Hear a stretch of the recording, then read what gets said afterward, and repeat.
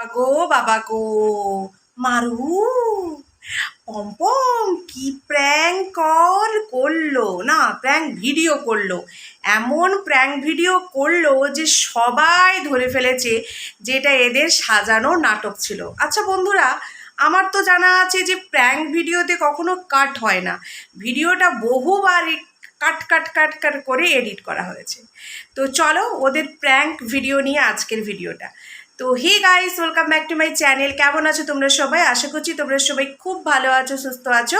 তোমাদের ভালোবাসা ঈশ্বরের আশীর্বাদে আমরাও সবাই বেশ ভালো আছি। আজকে হচ্ছে রবিবার, এখন বাজে ঘড়িতে 5:30। এখন আমি ভিডিওটা শ্যুট করছি আর এক্ষুনি পোস্টও করে দেবো। তো তোমরা অনেকেই বলছো যে তো আমার ভিডিওগুলো কি করে হঠাৎ করে শেষ হয়ে যাচ্ছে। আমি অনেকবার বলেছি, আবারও বলি, আমার মেমোরি মানে ফোন স্টোরেজ ফুল হয়ে যাচ্ছে। অনেক কিছু ডিলিট করার চেষ্টা করছি, ম্যানেজে গিয়ে চেষ্টা করেছি, কিন্তু কোনোভাবে হচ্ছে না। তো যাই হোক, আর মাত্র 2 দিনের অপেক্ষা, তারপর পেয়ে যাব নতুন ফোন। আর তখন তোমাদের সাথে অনেক সুন্দর সুন্দর অনেক বড় বড় ভিডিও শেয়ার করব। তো চলো আজকের ভিডিওটা শুরু করা যাক।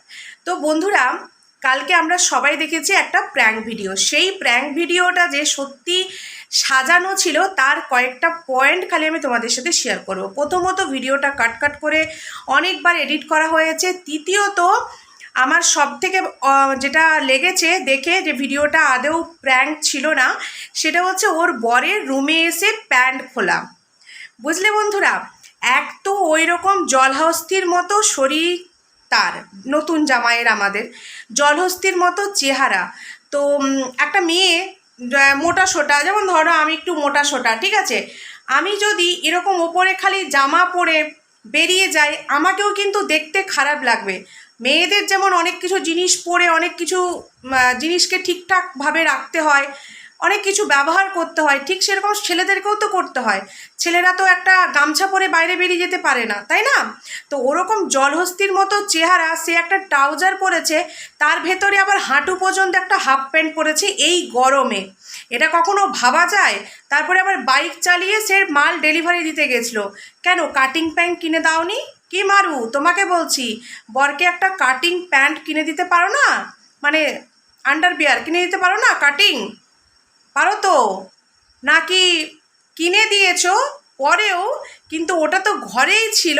হাফ প্যান্ট পরে থাকে মানুষ ঘরে থাকলে, ছেলেরা সাধারণত।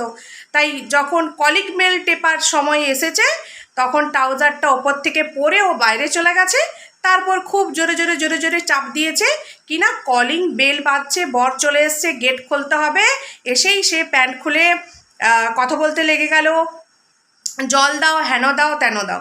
তো আজকে একটা পমপমকে কথা বলি, তোমাকেও কোনো দিন জল দেবে না। এই ভিডিওর মাধ্যমেও কিন্তু অনেক কিছু মনের কথা তোমরা প্রকাশ করেছো। ও যেহেতু ইনকাম করে, ও তোমাকে কোনো দিন জল দেবে না। জলের আশা তুমি করো না, তোমার জল তোমাকে নিজেই খেতে হবে।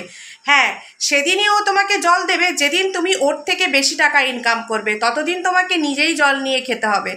আর একটা মেয়ে যেখানে জন্ম থেকে বড় হয়েছে মা বাবার কাছে, সেই জায়গা থেকে এসে অন্য কোথাও যতই স্বামীর ভালোবাসা পাও, তার মন কিন্তু কাঁদে, তার মন কিন্তু সেই প্রিয় মানুষের কাছে যেতে চায়। তাও আবার কি ছিল সেই দিনকে?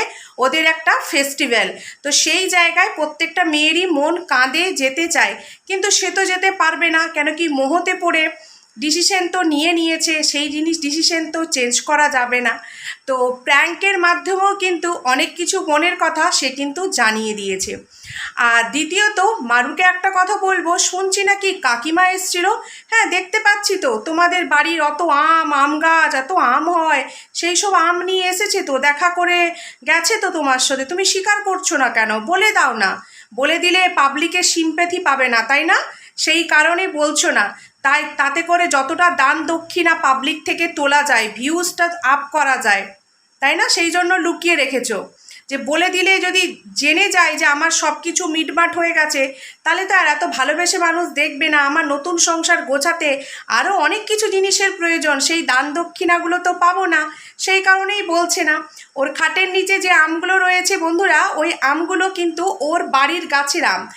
আর ওর সঙ্গে দেখা করে গেছে ওর মা, আর ওর বন্ধু যে ওদের বাড়িতে ছেলেটা আসা যাওয়া করতো, আমি নাম নেব না, এসে সবাই দেখা করে গেছে, কিন্তু এটা প্রকাশ্যে আসছে না, তাতে করে সিম্প্যাথিটা তোমাদের কাছ থেকে পাবে না। তো যে সমস্ত ভিউয়ার্স এখনও চোখে পট্টি পরে আছো, যারা ভাবছো যে ভীষণ ভালো, তোমাদেরকে না জানি কী একবারে দেখাচ্ছে, তো তারা সাবধান হয়ে যাও। তোমরা ওদেরকে ভিউজ দিচ্ছ, এটাই এনাফ। তোমরা জানো ও আগের মাসে কত টাকা পেমেন্ট পেয়েছে? প্রত্যেকটা ভিডিও ভাইরাল না হলেও 50 থেকে 60 হাজার টাকা ও আর্নিং করেছে।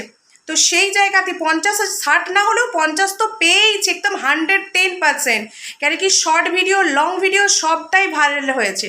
তো সেই জায়গা থেকে ও চাকবেন্ডি কিনতে পারে না, বেডশিট কিনতে পারে না।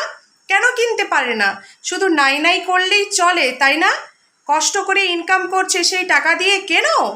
তো যাই হোক বন্ধুরা, ভিডিওটা এইটুকুই রাখছি। ওর প্র্যাঙ্ক ভিডিও নিয়ে যেটুকু বলার ছিল, যে পয়েন্টটা আমার চোখে লেগেছে, মনে হয়েছে যে এটা সম্পূর্ণ সাজানো, আমি সেটা বলে দিলাম। ওর জলহস্তির মতো চেহারা, এই গরমে মানুষ হাফ প্যান্ট পরে তার উপরে ট্রাউজার পরে বাইরে, অসম্ভব।